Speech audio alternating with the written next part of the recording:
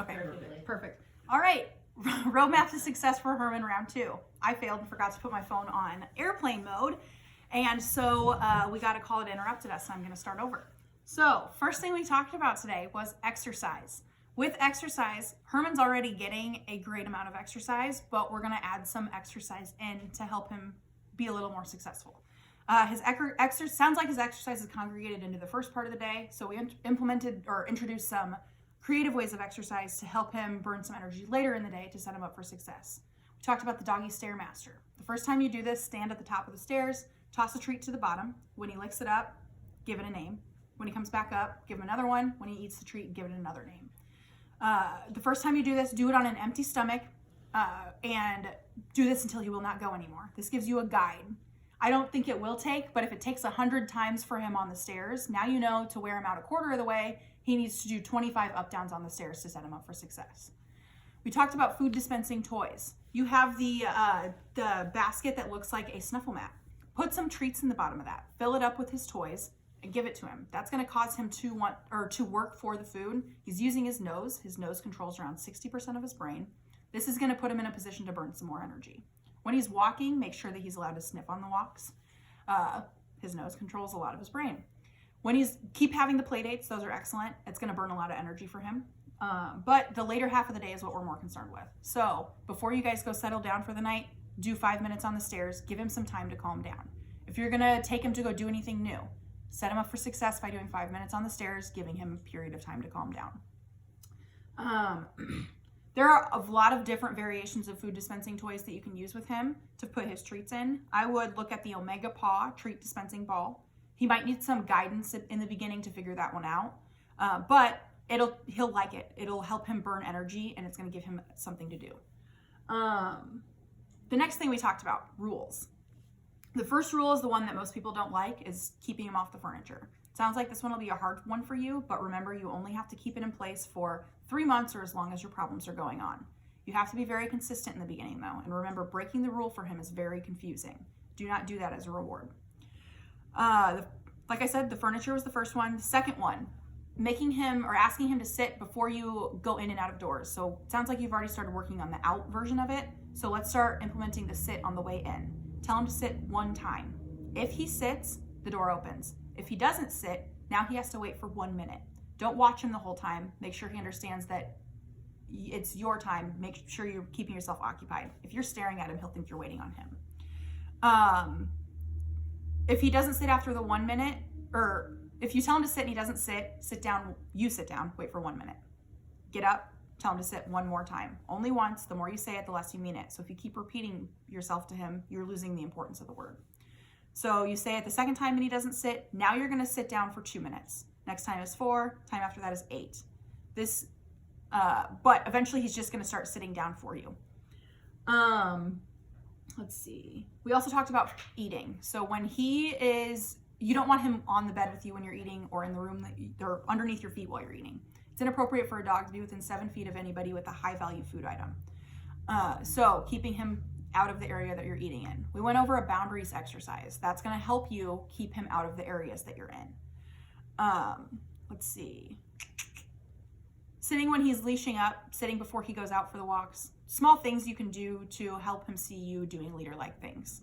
But if there may be other rules that work for your life that I don't know. I'm only here for a few hours, so I only get a small glimpse of your day-to-day.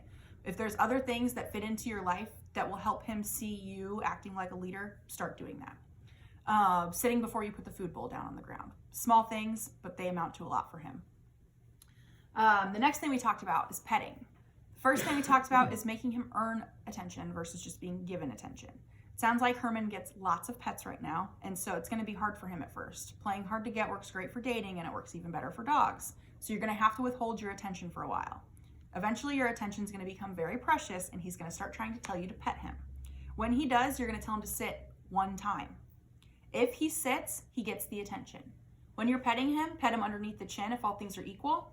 A dog who's confident is going to hold their head parallel to or elevated from the ground. A dog who's not so confident will hold their head lower. Generally comes from patting on the top of the head.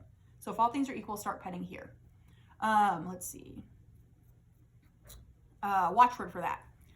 paycheck. So when you do get to this point and he realizes that he doesn't get to tell you what to do anymore, better yet, he has to ask, and he has to ask through the form of obedience. He'll sit down in front of you. If you don't reward him for that, he's going to regress to whatever he was doing before. So if you notice that he has sat down in front of somebody and they're not paying him attention, paycheck. Or if you come in the room and he's standing up and someone's petting him, paycheck. That just keeps you both in line, and it helps you get into the habit a little bit faster. Passive training is the next thing we talked about. So we often can teach our dog to do the opposite thing that we want them to do by unintentionally rewarding them at the wrong time. So if he's anxious and you're petting him, more anxious, scared and you're petting him, more scared. But you can use this to your advantage as well. So when he comes to you, even if you didn't call him, pet him and say come. If he sits down by you, pet him and say sit. If he lays, pet him and say down. What you're doing here is showing him the things that you like.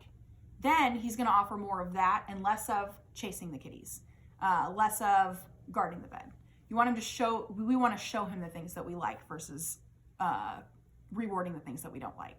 The watchword for that is celebrate. So if you're hanging out and you see that Herman's approached one of you and the other one notices and you haven't rewarded, celebrate means immediately pet the dog and reward them for the thing they're doing at the time. Just narrate it. So if he's standing up, you can assume he just approached you, pet him and say come. If he's laying down, you can assume he just laid down, pet him and say down. Sit, same thing. This is just, the watchwords are just to keep you guys on track. It's not a gotcha, it's just a helpful reminder. It'll speed up the process of you guys falling into the habit, and him as well. Let's see. Other watchwords, repeat or rerun. If you're using the word over and over and over again, that's what that means. Vocab, if you're using a different variation of his command word. We went over a leave it exercise today. I'm going to link that in the video. I'd practice that to eventually use that for the cats. I think that'll be helpful for you guys. Leave it can work for a lot of different things, but as we just saw, he likes to chase the cats, and so that's one way we can use it. Leave it will also help him practice some impulse control too, which is something he needs. I'm going to link the video to the invisible boundaries as well. That'll help walk you guys through how to set up those boundaries and enforce them. Let's see. Other things we talked about today.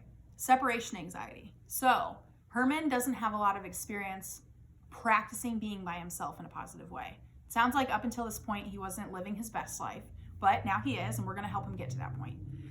So to start, we need to put boundaries in place. Once he's respectful of the boundaries, then we're going to have him practice not being under your feet all the time. He doesn't get to come in the bathroom with you, but he has the self-restraint to stop outside of the bathroom door. You'll have to practice the out command too. So go to all the doorways, throw the treat out. When he licks it up, say the word out. Command words are important. One word, only say it once, and while you're teaching him the command, he should be hearing the word while he's chewing the treat. The treat is the glue between the action and the word. So if you have to use ham at first to get him motivated, that's what you need to use. That's what worked today. But practice the boundaries exercise till he's respectful of those. When you say out, and he'll move out for you. And then you're going to have him practice being outside of the room away from you. Just in your day-to-day life while you're at home. He needs to practice being alone while you're here before he's going to be a master of it while you're gone. At first, you're going to need to give him distractions. Today, he really liked the bully stick. Odor-free ones are going to be best. The ones we use are from The Natural Dog Company. The size that I gave you were bully bites. Those are going to be a little bit smaller than bully sticks. But give him something that's distracting. You have a Kong, stuff that. Figure out, there's recipes galore online. Google Kong recipes and you'll find plenty. But that will give you some ideas in terms of what you can stuff it with. When you are having him wait outside of the bathroom while you're getting ready, give him something that's distracting him so he's not losing his mind the whole time. Once he's doing okay with being by himself inside, then you're going to start working on leaving. He, as I'm sure you figured out, is triggered by parts of the process of you leaving. So if you notice that when you put your shoes on, he gets excited. You're going to put your shoes on and then go hang out in the living room. Put your shoes on 5 times for every time you actually leave. Then you'll work up to grabbing your keys and purse or whatever you bring with you when you leave, or putting your coat on, or whatever the next step of the process is. But we want to kind of desensitize him to the process of you leaving. The panic sets in way before you've even left the house. So if we can set him up to be calm before you leave, that's going to set him up to succeed a little bit further. When you do start working on this, you're going to want to distract him when you leave, and you're going to leave for really short windows at first. So he gets a bully stick while you walk out, and you come in a few minutes later, or you give him a stuffed Kong, or you give him a food dispensing toy. We have to figure out what he's motivated for. I recommended kneecaps or cow cheeks are my dog's favorite, but you have to figure out what he's going to focus on more than focusing on the fact that you left. So first step, implement the boundaries. Second step, practice or respecting the boundaries. Then we're going to have him practice at home being by himself. Then we're going to work up to actually leaving. Herman is fighting the cat. We're trying to. But it's going to be a slow going process. He's resource guarding your bed, but I think that I'm going to still link a video on the resource guarding, but I think that more likely than not, once the bed has been taken away, it's going to solve a lot of the resource guarding problem. Like I said, the rules aren't in place forever. You are more than welcome to invite him up onto the couch after that window of at least 3 months or as long as your problems are going on. If you break the rule to reward him, you will confuse him. I told you about Luca. Don't do what I did. Anything else you want me to talk about? I'm going to link the dog bed video for you. I'm going to link the leave it video for you. I'm going to link drop it so that if you do need him to drop something without him guarding it, the out command, the boundaries, and resource guarding. So it's going to be a lot of videos.